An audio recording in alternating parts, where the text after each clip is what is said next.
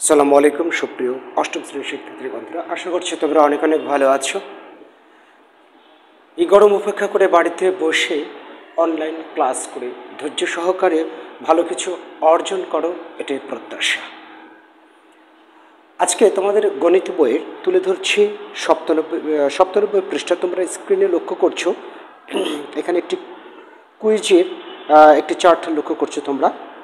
তো আমরা at first এই যে চিত্রটাও দেখতে পাচ্ছ, এই চিত্র দেখে এই কুইজের যে শূন্যস্থান আছে এগুলো একটু পূরণ করে নিই, ঠিক আছে? তো আমি বোর্ডে উঠিয়ে নিয়েছি, সো লক্ষ্য করো, এখানে চিত্র দেওয়া আছে এ বি সি। এখানে এটা লম্ব সি আর ভূমি দেওয়া আছে, এটা ভূমি এ আর এটা হচ্ছে অতিভুজ, অর্থাৎ সমকোণী। এই বিপরীতে যে বাহু থাকে, ঠিক আছে, এটা তো সমকোণ, সমকোণের বিপরীতে যে বাহু থাকে সেটা হচ্ছে অতিভুজ।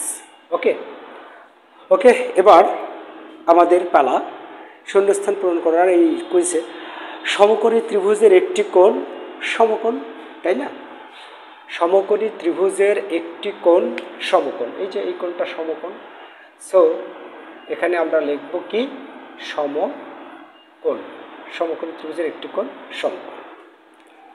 সমকোণ সংলগ্ন বাহুদ্বয়ের নাম, অর্থাৎ এটা হচ্ছে সমকোণ, তাই না? এই সমকোণের সংলগ্ন, এটা সংলগ্ন এই বাহু আছে আর এই বাহু আছে, তো একটার নাম ভূমি আরেকটার নাম লম্ব, তাই না? একটার নাম হচ্ছে কি ভূমি, আরেকটার নাম লম্ব। তোমাদের বই উচ্চতা দেওয়া আছে, নো প্রবলেম, লম্ব ভূমি যেটাই বলো না কেন বা উচ্চতা সেটাই হবে, ঠিক আছে? তো একটা কি ভূমি আরেকটা লম্ব, যেহেতু খারাপভাবে আছে ওটাকে উচ্চতাও বলে। সো ভূমি ও উচ্চতা বা লম্ব যেটা হবে, ঠিক আছে? এখানে উচ্চতা যেহেতু আছে তোমাদের বইয়ে, আমি উচ্চতাই দিই, তাই না? অনেকে আবার প্রশ্নের সম্মুখীন হয়ে যাবে, এটা কি, এটা হচ্ছে উচ্চতা, আমি উচ্চতাই দেখলাম যেহেতু বইয়ে উচ্চতা দেওয়া আছে। আচ্ছা,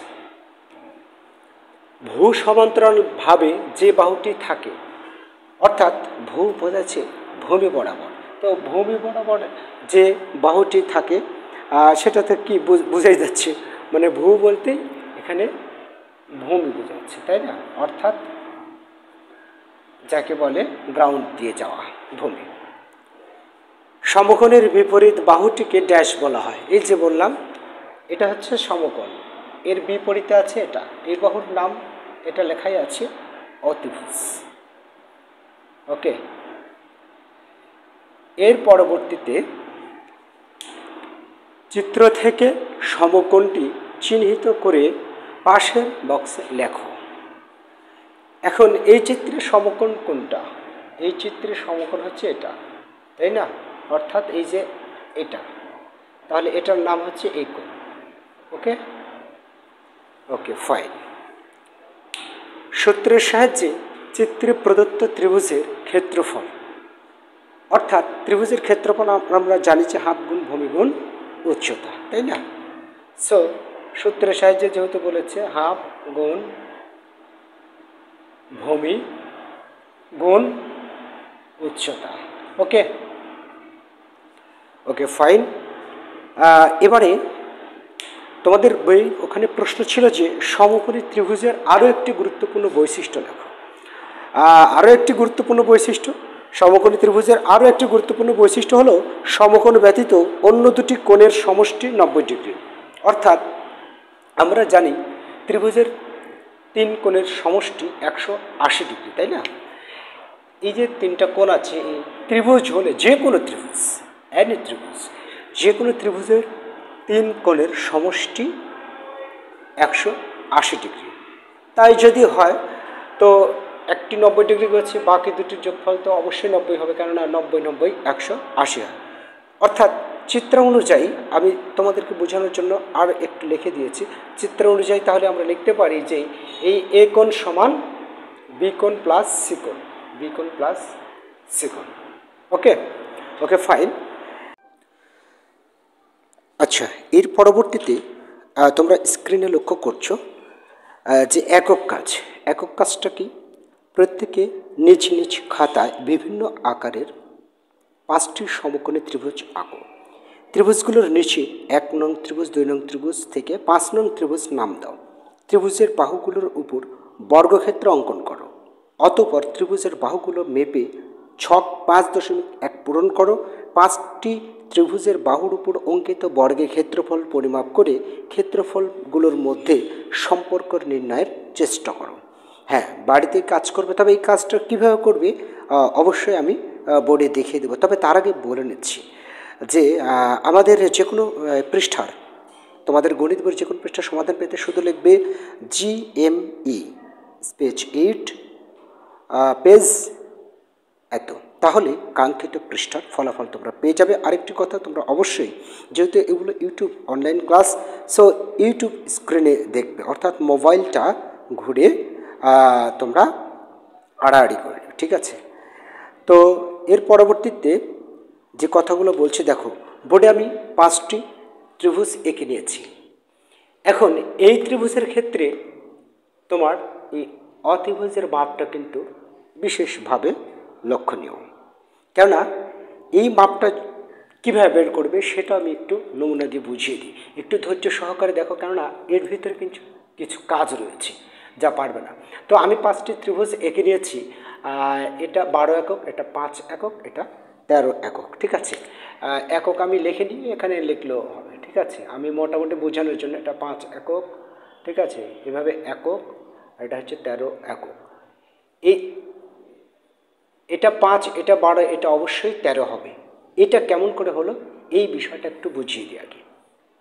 দেখো, আমরা জানি যে অতিভুজ স্কয়ার সমান কি? লম্ব স্কয়ার প্লাস ভূমি স্কয়ার, তাই না? ভূমি স্কয়ার। তো লম্ব স্কয়ার মানে 5, তার মানে 5 স্কয়ার, তাই না? প্লাস 12 স্কয়ার, অর্থাৎ 5 5 25 যোগ 12 বার 144। 144-এর সাথে যদি আমরা 25 যোগ করি তাহলে হবে 5 4 9, 6 9 6 8, কত হচ্ছে? 1। এই এখানে লিখেছি কি? অতিভুজ স্কয়ার। অতএব আমরা যদি এবার শুধু অতিভুজ নিই, হ্যাঁ, অতিভুজ নিলে থাকছে কত? √1 6 9 169। এটাকে যদি বর্গমূল করো তাহলে এর মান আসবে 13, ঠিক আছে? তো আমি প্রত্যেকটাই এইভাবে মেপে দিয়েছি কিন্তু, ঠিক আছে? আমার এই মাপ এখানে 3 হল, এখানে 4 যদি হয় তাহলে এটা অবশ্যই 5 হবে, কেননা 3 3 9 আর 4 4 16, 9 আর 16 25। 25-এর বর্গমূল, অর্থাৎ যে স্কোয়ার আছে, এই স্কোয়ার যখন আমরা উঠিয়ে দেব তখন এটার বর্গমূল হয়ে যাবে, ঠিক আছে? তারপর বর্গমূল হবে 5, 5 5 25, ঠিক আছে? এইভাবে এটার ক্ষেত্রে কিন্তু আরটাও হয় না, যার কারণে আমি এখানে √2 দিয়ে দিয়েছি। এটা কি করে হলো? কেননা 1 স্কয়ার যোগ 1 স্কয়ার, তার মানে কত হচ্ছে? 1 যোগ 1, তার মানে হচ্ছে 2। এবার এই অতিভুজের উভয় পক্ষে যদি বর্গ করো বা অতিভুজকে বর্গ উঠিয়ে দিতে চাও তাহলে এখানে থাকছে √2, তাই না?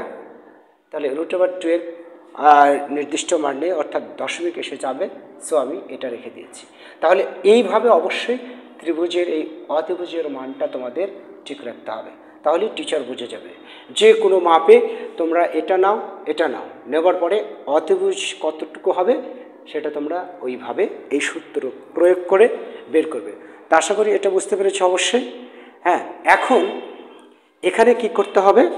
বর্গ করতে হবে প্রত্যেকটা এই ত্রিভুজের বাহুর উপর, প্রত্যেকটা বাহুর উপর, এই সমকোণী ত্রিভুজের প্রত্যেকটা বাহুর উপরই বর্গ আঁকতে হবে। তো আমি কিন্তু প্রত্যেকটা সমকোণী ত্রিভুজ এঁকেছি। এটা সমকোণ, এখানকার এটা সমকোণ, এখানের এটা সমকোণ, এখানকার এটা সমকোণ, তাই না? এখন এর উপর বর্গ আঁকবো কী করে? ওকে ফাইন, তোমরা কি করবে, এই যে এইভাবে আমার হাতে দেখতে পাচ্ছ চাঁদা, যেহেতু এটা সমান আছে, এটা সমান আছে, সো তোমরা এইভাবে চাঁদাটা বসাবে 90 ডিগ্রি বরাবর, এইভাবে 90 ডিগ্রি বরাবর এইখানে যে আছে এখানকার চাঁদার এই এখানে বসিয়ে দিবে। এখানে এই চাঁদার যে ভূমি আছে এই ভূমির রেখাটা এখানে সমান রাখবে, রেখে একটি 90 ডিগ্রিভাবে বিন্দু দিলে তারপর এই বিন্দু আর এই বিন্দু যোগ করে দেবে, ঠিক আছে? অর্থাৎ এই বাহু যত বড় তত বড় মেপে এই 90 ডিগ্রি সোজা করে রেখা টানবে কিন্তু, ঠিক আছে? তাহলে হয়ে যাবে। ওকে, বিষয়টা আশা করি বোঝাতে পেরেছি যে কি করে তোমরা এটার উপর আঁকবে। অর্থাৎ এই বাহু যতটুকু 12 একক, এখানেও কিন্তু 12 একক হতে হবে। আর সেই ক্ষেত্রে তোমরা কি করবে, অ্যাট ফার্স্ট তোমরা 90 ডিগ্রি বরাবর বিন্দু নিয়ে নেবে, নেওয়ার পর তোমরা এইভাবে স্কেল ধরে যোগ করে দেবে, একটু বড় দেখে নেবে, নেওয়ার পরে এটার মাপ কতটুকু, অর্থাৎ এই বাহুর মাপ কতটুকু ততটুকু এভাবে কেটে নেবে। ওখান থেকে আবার বৃত্ত কম্পাস দিয়ে এখানে বৃত্তচাপ আঁকবে, তারপর এখানে এইভাবে বৃত্তচাপ আঁকবে, যেটা তোমরা অবশ্যই জানো, তাই না? অর্থাৎ যদি কেউ, আচ্ছা আমি পরেরটা বুঝিয়ে দিচ্ছি, ওটা আমার উপরে হচ্ছে। আচ্ছা ওটা গেল। এর পরবর্তীতে তোমরা একই ব্যাপার, এটা কত একক, 5 একক। অ্যাট ফার্স্ট তোমরা কী করবে, এই চাঁদা বসিয়ে 90 ডিগ্রি বরাবর বিন্দু দিয়ে নেবে। এবারে স্কেল ধরে তোমরা একটু বড় করে দিয়ে নেবে, দিলাম, বড় করে দিলাম। দেওয়ার পরে তোমরা কি করতে হবে, তোমাদের করতে হবে হচ্ছে এটার মাপ কতটুকু নিয়েছি, এটার মাপ নিয়েছি 5। সো তোমরা এই কাটা কম্পাস, মনে করো এটাই আমার বৃত্ত কম্পাস, এটার মাপ নিয়েছি এই 5 একক বরাবর এখানে কেটে নেবে, ঠিক আছে? কেটে নেওয়ার পরে ওইখান থেকে আবার এখান থেকে এইভাবে কেটে নেবে, ঠিক আছে? অর্থাৎ এইভাবে কাটা কম্পাস দিয়ে তারপর এখান থেকে যেহেতু মাপ 5 আছে এভাবে কেটে নেবে। তো সো এভাবে কেটে নিলে, এখান থেকে এভাবে কেটে নিলে তাহলে দেখবে যে এখানে আসার ধরো মিলল 5 একক, কথার কথা, ঠিক আছে? একটু ছোট বড় হতে পারে, কারণ এখানে আমার আরেকটা বর্গ আঁকতে হবে। আচ্ছা, অনুরূপভাবে এটা কত একক, এটা হচ্ছে 13 একক। এই ক্ষেত্রে সমস্যা নেই, একই বিষয়, এইভাবে আমরা 90 ডিগ্রি বরাবর চাঁদাটা ক্রস করে যাচ্ছে, সমস্যা নেই। এখানে যে রেখাটা যেভাবে আছে সেভাবেই চাঁদা এইভাবে ধরবো, ধরে এখানে 90 ডিগ্রি দিলাম। দেওয়ার পরে আমরা বড় স্কেল ব্যবহার করে এভাবে দিয়ে দেব, ঠিক আছে? এর পরবর্তীতে কি করব, এটা 13 একক মাপ নিয়েছি, সো এখান থেকে এইভাবে কাটা কম্পাস দিয়ে, অর্থাৎ এইভাবে কাটা কম্পাস দিয়ে কেটে নেব। এটার পর এখান থেকে এবার এভাবে কেটে নেব, কাটা কম্পাস ব্যবহার করে এভাবে কেটে নেব। সো আমার যেহেতু বড় কাটা কম্পাস নেই, তবে আমি বোঝানোর পরে আশা করছি সহজ হবে। এর পরবর্তীতে এখান থেকে কেটে নেব, তাহলে এগুলো তারপর যোগ করে দেব। ওকে, এরকম ক্যাটাগরি চলে আসবে। ওকে, তাহলে দেখো একটি ত্রিভুজের উপরে আমাদের একটি ত্রিভুজের 3টা বাহু থাকে, 3টা বাহুরই দেখো একটি করে বর্গ আমরা এঁকে নিয়েছি। এখানে শর্ত ছিল যে ত্রিভুজের বাহুগুলোর উপর বর্গক্ষেত্র অঙ্কন করো, ঠিক আছে? অর্থাৎ ত্রিভুজের বাহুগুলোর উপর আমরা বর্গক্ষেত্র অঙ্কন করছি। তো বর্গক্ষেত্র বলতে এই বাহুর দৈর্ঘ্য যতটুকু এই মাপে উপরে একটা বর্গক্ষেত্র রাখতে হবে, এই বাহুর দৈর্ঘ্য যতটুকু এই মাপে এখানে একটা বর্গক্ষেত্র, আবার এই বাহুর দৈর্ঘ্য যতটুকু ঠিক সেই মাপে এখানে একটি বর্গ আঁকতে হবে। অনুরূপভাবে এরকম করে প্রত্যেকটার উপরে বর্গক্ষেত্র আঁকতে হবে। আশা করি বুঝতে পেরেছ। সো আমি মোটামুটিভাবে এমনি আন্দাজ করে দিয়ে দিলাম।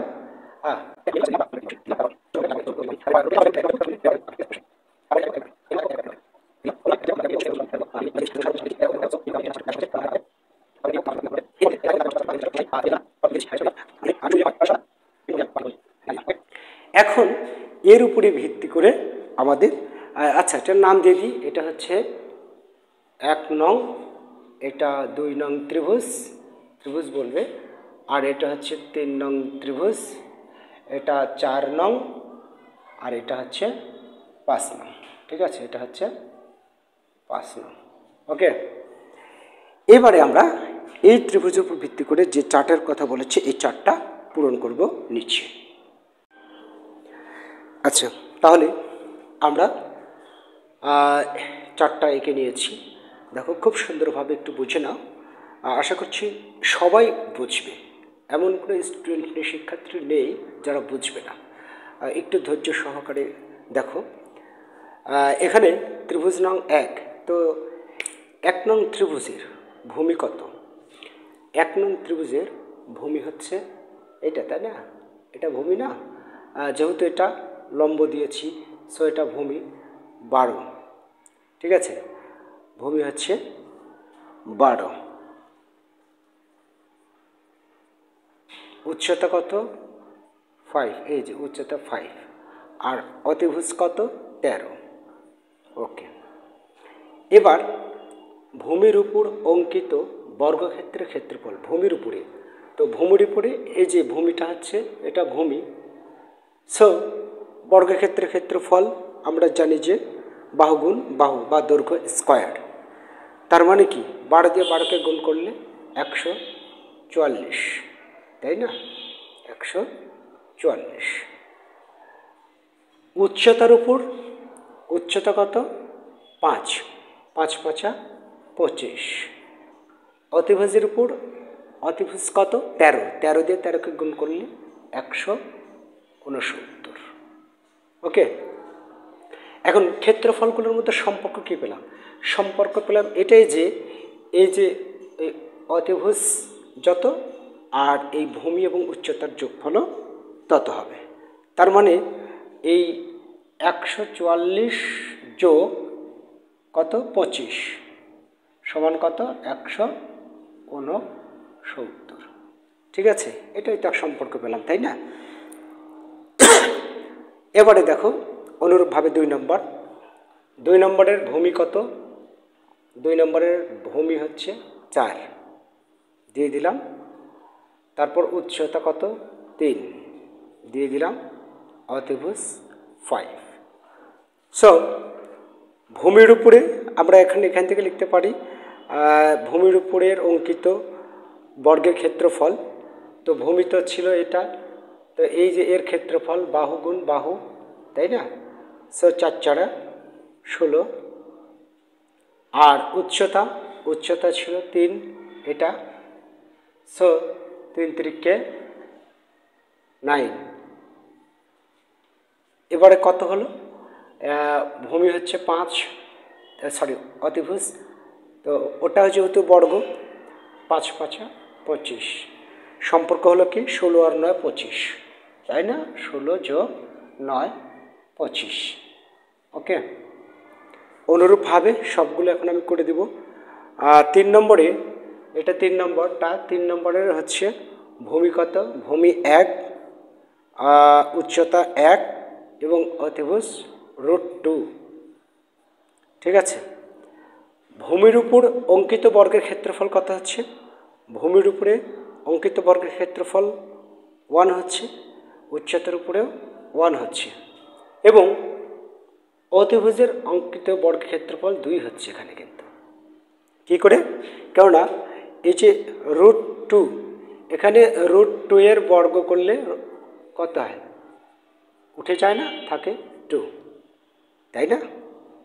কিন্তু 1 এর উপরে বর্গ করলে 1কে 1ই হয়, সো 1ই হলো। ওকে, তো না মানে বিষয়টা হলো, আরেকটু ক্লিয়ার করে বুঝিয়ে দিই, আরও ভালো হবে নি, এর আগে যেহেতু ক্লাসটা করিয়েছি, অর্থাৎ √2 গুণ √2 হচ্ছে না, কেননা এই বাহু √2 একক, তো √2 একক আর গুণ √2 একক মানে বাহু গুণ বাহু, তো √2 একক আর √2 একক শুধু 2 হয়, তাই না? রুটে উঠে যায়। ওকে, আচ্ছা, তাহলে একই সম্পর্কটা কী যোগ হলো? সম্পর্ক 1 যোগ 1 সমান 2 মিলে গেল। 4 নম্বরে অনুরূপভাবে ভূমি আছে হচ্ছে 3, এটা হচ্ছে ভূমি আর এটা লম্ব, 3 আর 2 3 2, অতিভুজ কত আছে? √13, তাই না? √13, হ্যাঁ, 3 3 9, 2 2 4 9 4 13, √13 হবে।